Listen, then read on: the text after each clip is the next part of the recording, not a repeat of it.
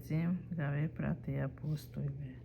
Pasi një rregatje të gjatë, u ngrit Pietri dhe u tha: Vëllezër, ju e dini mirë se që prej ditëve me të para, këtu në ju, me zgjolli mua hyj, që prej gojës sime të dëgjojnë paganët fjalën e Ungjillit e të besojnë. Hyj që një zemrat beri dëshmi për ta, duke u lënë edhe atyre si neve Shpirtin Shenjtë.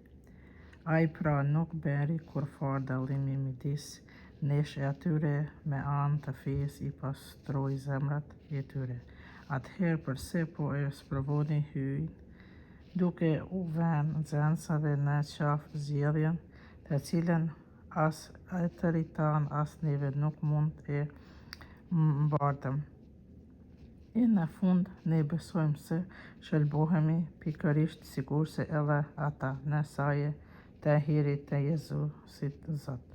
Mbar mbledhja ra në heshtje dhe gjonin Barnabët e Paulin, të cilët tregonin sa shenja e mrekulli kishte bërë hyj me anë të tyre ndër paganët.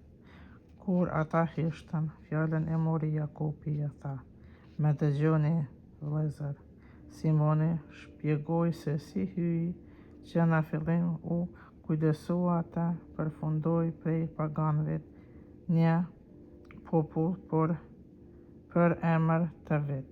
Kjo gjë është në përkim me fjalën e profetëve sikur se është shkruar: Pastaj do të kthehem dhe do të rindërtoj tendën e rrezuar të Davidit, do t'i rindërtoj rrenojat e saj, përsëri do ta ngrej, që edhe njerëzit tjerë të kërkojnë Zotin dhe mbar paganët mbi të cilët u thirr emri im, thot Zoti që i bën këto, të njihet që prej amshimit.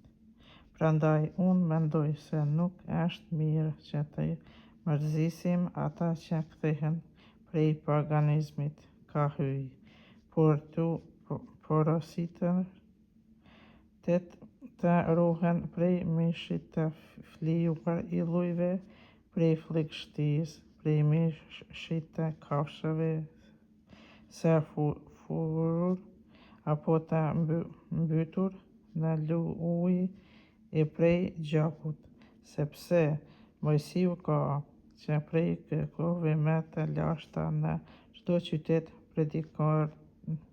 predikatorë e vet, të cilët e lexonin në çdo të shtunë në sinagoga.